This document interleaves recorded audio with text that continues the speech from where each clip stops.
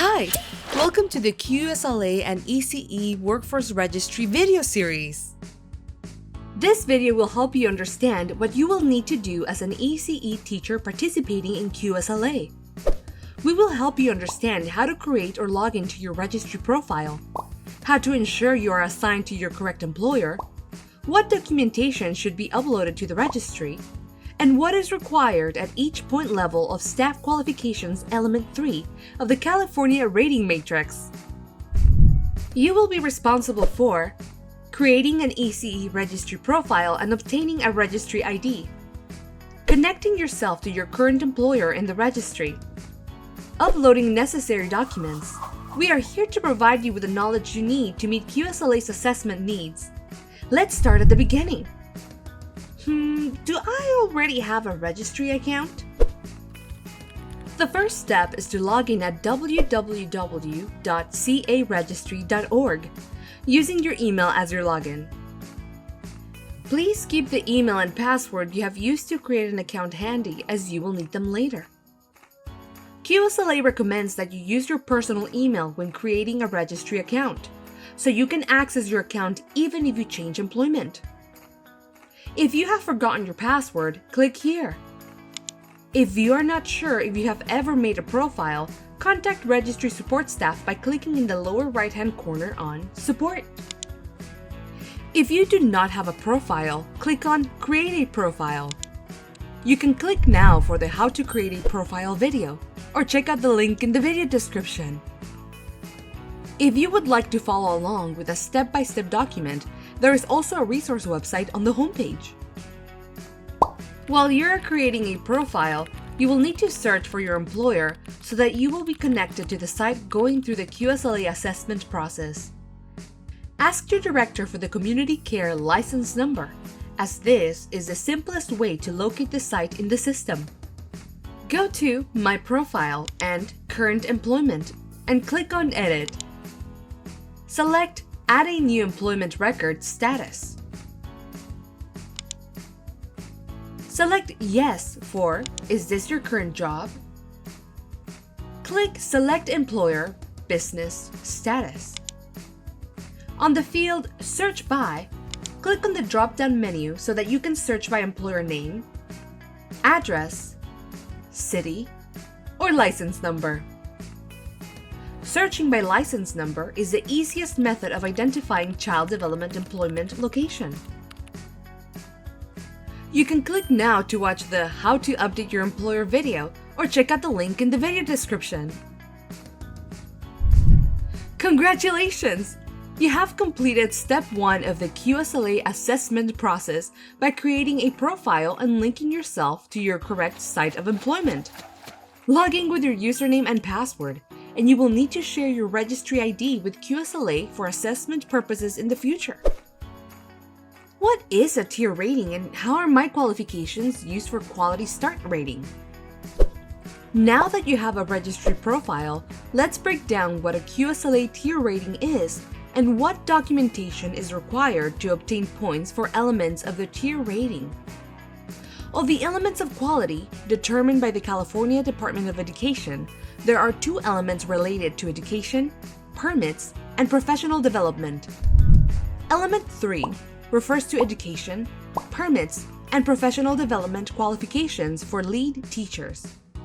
Element 7 refers to minimum education permits and professional development for directors. So, what information do I need to upload to meet the QSLA assessment requirements for Element 3? We will be going over minimum qualifications for each point level of the element. The points per element range from 1 point at the low end to 5 points at the high end. Please note, in addition to education qualifications, if you do not have 21 hours of professional development completed within the specified professional development timeline, you cannot qualify for anything more than 2 points. For 1 point, a teacher needs to have 12 units of early childhood education coursework completed. You need to upload proof of your 12 units in ECE by uploading an official or unofficial transcript for college coursework. Transcripts must show a grade of C or better to get the point. In addition, it is recommended to upload both your transcript and your permit so that you get the most points possible in case a transcript does not show a course that meets the ECE coursework guidelines. As the points level increase, you will notice that the requirements also increase. For 2 points, a teacher must have completed 24 units of college coursework in early childhood education. For 3 points, the addition of 16 general education units are required in addition to the 24 ECE units. However, if you have a teacher permit, you can submit that to qualify for 3 points. In addition to the education or permit requirements, to receive 3 points, you need to submit proof you completed 21 hours of professional development within the specific timeline for QSLA. The QSLA professional development timeline is based on 1 year of your assessment and will be shared with you at that time. We recommend you submit all professional development proof as you participate in professional development opportunities. If you did not attend a sponsored training through the registry, to ensure it is tracked and housed in one location and not lost.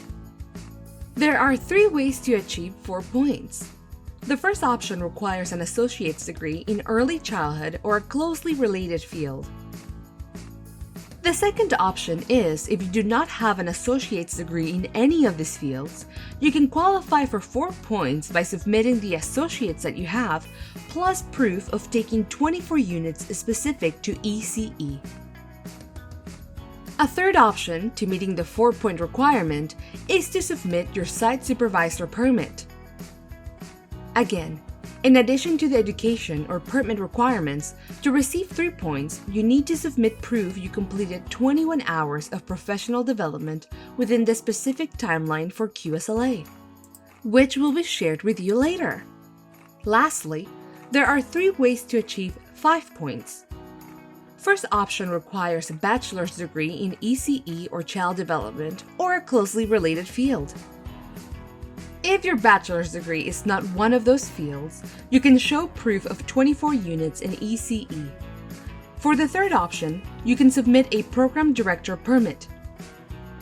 Just like the 3 and 4 point level, for 5 points you need to show proof of completing 21 hours of professional development within the qualifying QSLA professional development timeline. A quick note on professional development. If the professional development hours are not on the Registry Education and Training Report, you will upload training certificates.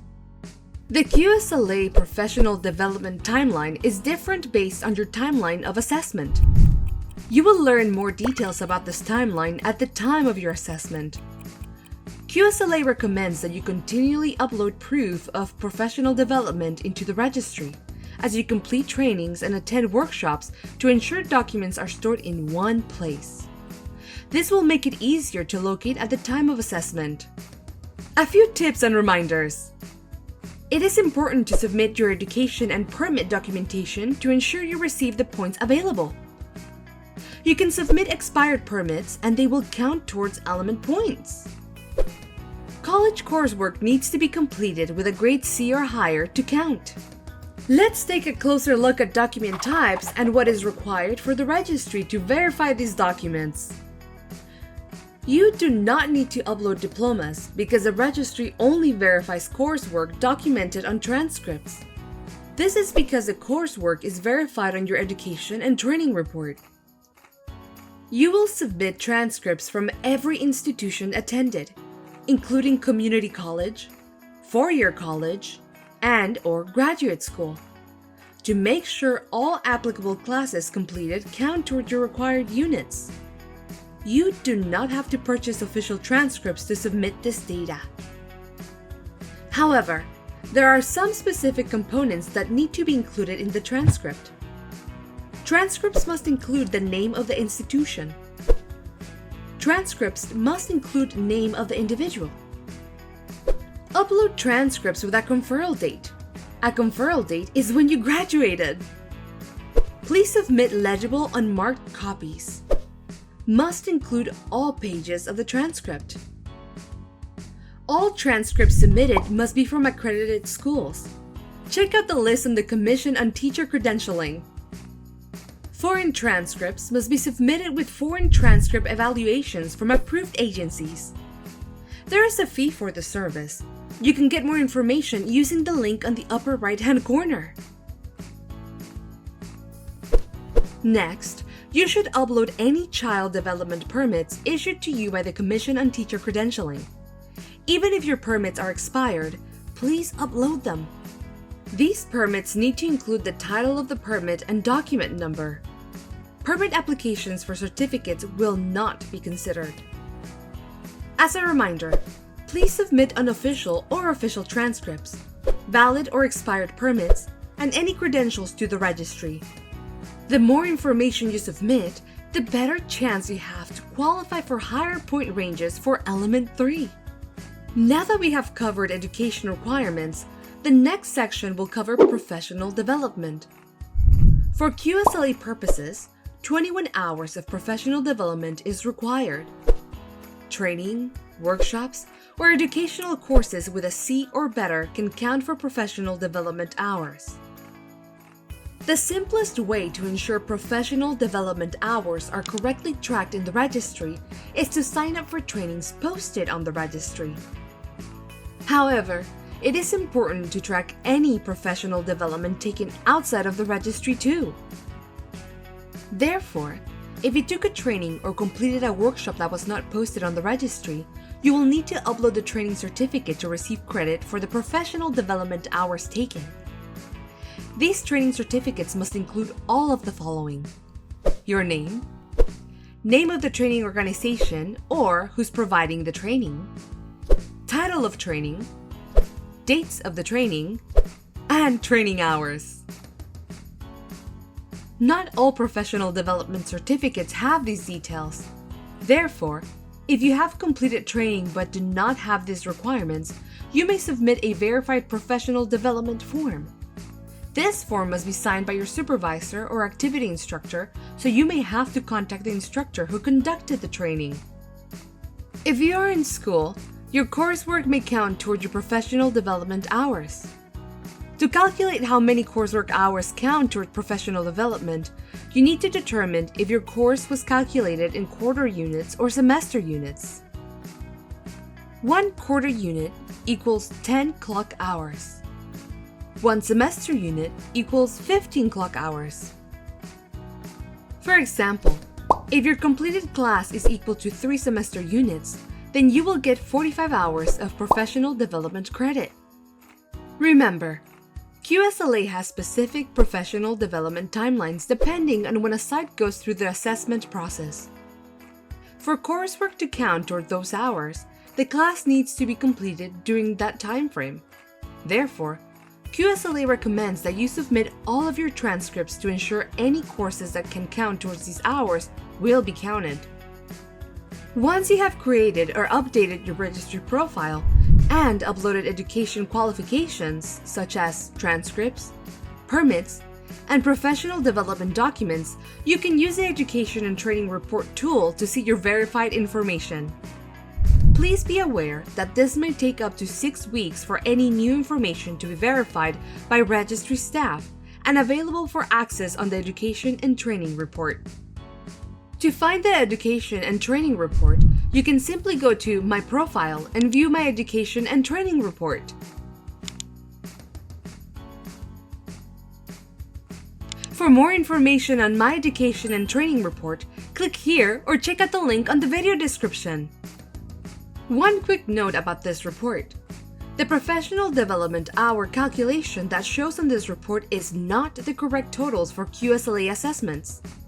This report shows professional development hours taken as of the date the report is open and goes to the previous 12 months.